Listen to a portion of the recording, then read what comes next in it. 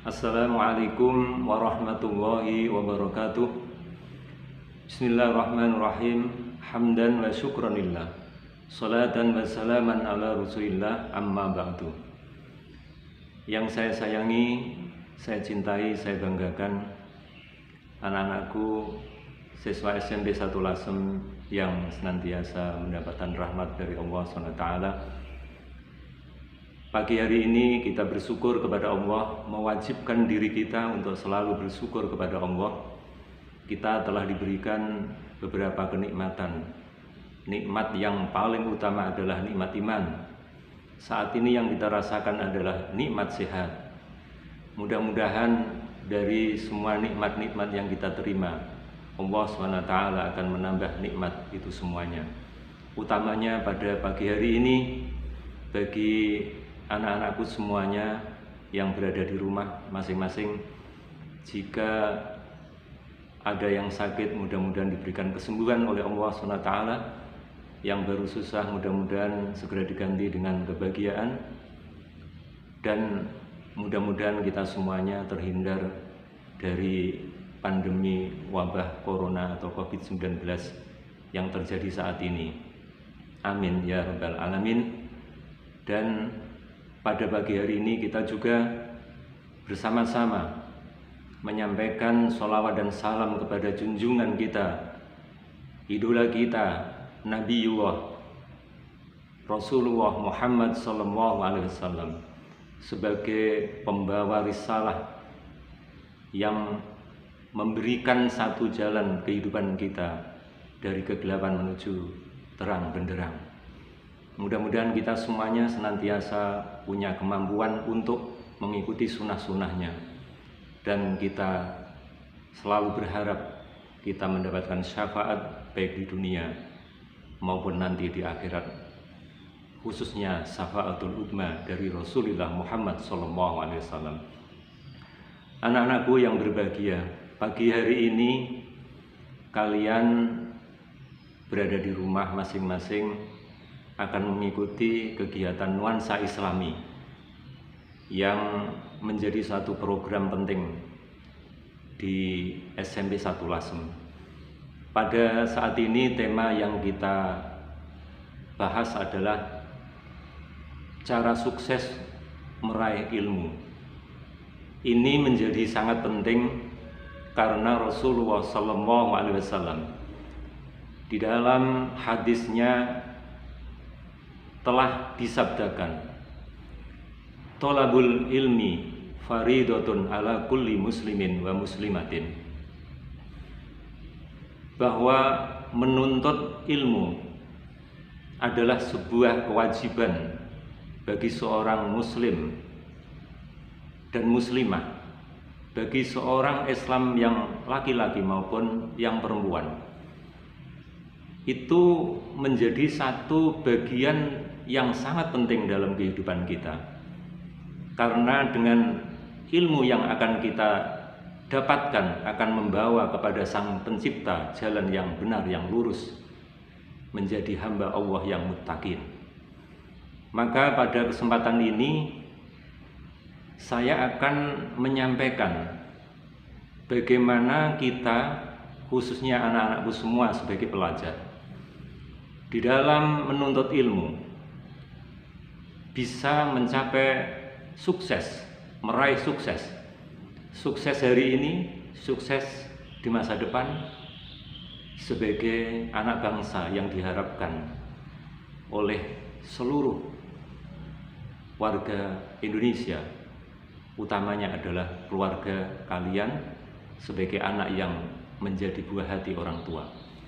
Oleh sebab itu, untuk mencapai sukses meraih ilmu, sukses untuk belajar, maka ada 6 syarat yang itu telah ditulis oleh seorang ilmuwan yang sangat terkenal oleh atau karyanya Syekh Imam Az-Zarnuji. Beliau adalah menulis kitab Ta'limul Muta'allim. Di dalam syairnya makolahnya beliau menulis sebuah syair yang sering kita dengar anak-anak mungkin di rumah atau mungkin ketika belajar di madrasah, anak-anak atau di pondok pesantren pernah mendengarkan. Coba saya lantunkan syair dari seorang Syekh Imam Az-Zarnuji berikut ini. Alala tanalul ilma illa bisittatin sa'umbika am majmu'iha bibayani. Coba anak-anak, mari bersama. Alala tanalul ilma illa bisittatin sa'umbika am majmu'iha bibayani. Dzuka'in wa hirsin wastibarin wa bulghatin wa irsyadu ustadin wa tuliz zamani. Ini bait yang berikutnya, yang kedua. Saya ulangi. Alala tanalul ilma illa bisittatin sa'umbika am majmu'iha bibayani. Dukain wa hirsin wastibarin wa bulghatin wa irsadu ustadin wa tuli zamani. Anak-anakku yang berbahagia, yang senantiasa dirahmati oleh Allah SWT, 6 syarat, 6 perkara yang mesti harus dilakukan untuk mencapai meraih ilmu, sebagaimana diterangkan di dalam kitab Ta'limul Muta'allim. Kitab Ta'limul Muta'allim itu adalah kitab yang menerangkan tentang etika menuntut ilmu. Maka di situ diterangkan syarat yang pertama adalah dzukain. Dzukain artinya dalam bahasa Indonesia itu adalah cerdas. Cerdas di sini digambarkan bahwa setiap anak kalian semuanya dikarunia oleh Allah adalah sebuah kecerdasan. Maka kecerdasan ini harus dimanfaatkan, difungsikan. Maka siapa yang memfungsikan dengan sungguh-sungguh, diasah terus-menerus untuk berpikir, maka kecerdasan itu bagaikan pisau. Pisau yang sering digunakan dan diasah, maka dia akan menjadi tajam. Kalau pikiran sering dipakai untuk berpikir, dipakai untuk diskusi, dipakai untuk belajar, maka kecerdasannya itu luar biasa. Maka saya percaya kepada anak-anak semuanya, maka tidak ada alasan di situasi pandemi wabah corona ini anak-anak malas-malasan belajar. Saya yakin dengan adanya karunia kecerdasan ini, anak-anak insya Allah nanti di masa depannya akan meraih sukses yang gemilang, menjadi student excellent, anak yang gemilang cerdasnya. Maka yang kedua adalah syaratnya wahirsin, yaitu semangat yang kuat di dalam ingin memperoleh ilmu, ingin mendapatkan sebuah ilmu pengetahuan. Tidak ada hal yang menyebabkan seseorang kalau sudah memiliki suatu cita-cita, dia akan melopor, akan lemah dalam menuntut ilmu. Apapun dia akan lakukan demi untuk meraih cita-cita. Semangat dalam membangun kualitas diri, mutu dari anak-anak sendiri dalam meraih masa depannya. Maka yang ketiga adalah wastibarin. Syarat yang ketiga, istibarin artinya memiliki sifat watak sabar. Karena sabar ini menjadi kunci. Dengan sabar, anak-anak tidak akan pernah merasa putus asa. Contohnya, ketika anak-anak ini mengalami belajar sulit dalam hal tertentu, tidak patah di situ. Misalkan menghafal kok sulit hafal-hafal, maka terus diulang. Nanti akan saya ceritakan kisah seorang yang sukses di dalam meraih ilmu, menjadi seorang yang hebat, ilmuwan, intelektual. Nanti akan di akhir dari penjelasan saya akan saya berikan kisah itu. Maka kesabaran ini akan mendidik kalian tidak akan menjadi orang yang mudah putus asa. Apapun kesulitan itu akan terus diselesaikan. Inna ma'al usri yusra. Jika ada kesulitan pasti akan datang kemudahan. Itu diingat, ya, diingat. Maka yang keempat, yaitu tadi dukain, wahirsin, wastibarin, wabulhotin. Bulhoh ada biaya. Artinya di sini jerbasuki mawabiyo. Tidak usah kalian rasa takut dengan biaya. Karena biaya ini secara normal anak-anak semuanya itu sampai saat ini, sampai detik ini bisa mengikuti belajar. Dan pemerintah dengan murah hati memberikan bantuan, ada kuota. Misalkan kalau PJJ seperti ini, ada kartu pintar. Anak-anak bagi yang kesulitan dalam biaya, pemerintah akan membantunya. Itu sudah kita rasakan. Dan insya Allah anak-anak akan sukses dengan semua kalau melalui dari syarat-syarat itu dilakukan. Yang kelima, tadi saya mengatakan 6, ini yang kelima. Irsyadu ustadin, ada petunjuk dari guru. Tidak bisa seseorang akan mendapatkan ilmu tanpa petunjuk guru.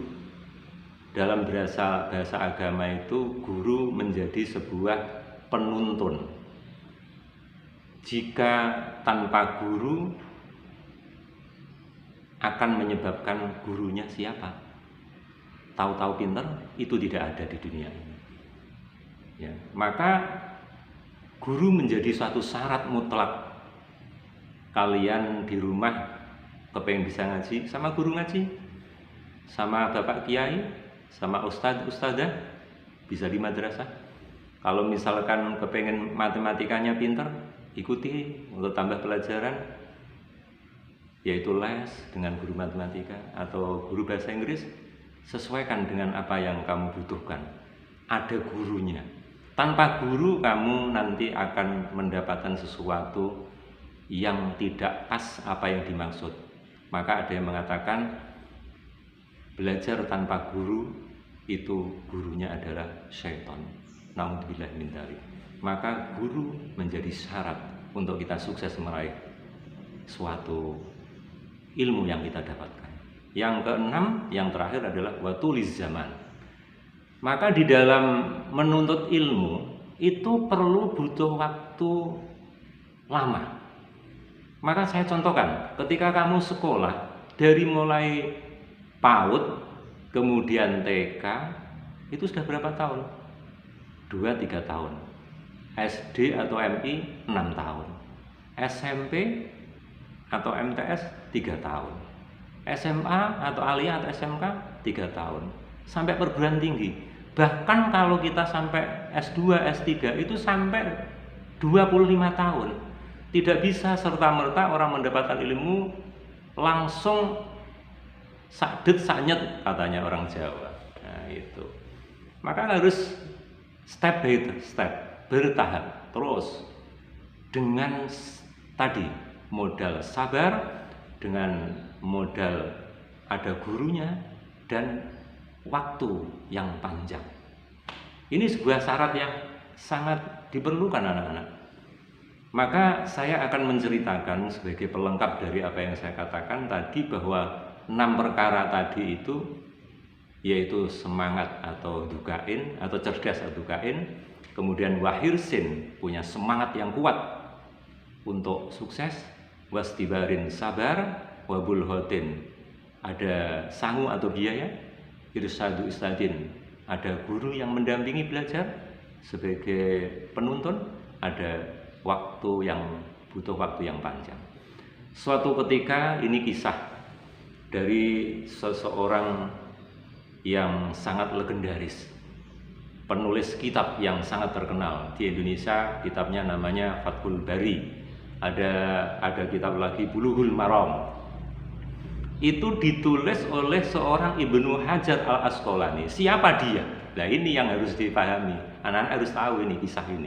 Kalau tidak tahu nanti siapa tahu contohnya kalau ada orang yang mengikuti 6 perkara itu sehingga sukses belajar, meraih sukses menuntut ilmu. Ibnu Hajar al-Asqalani itu, dia adalah seorang anak yatim. Bahkan di umur 6 tahun sudah yatim piatu.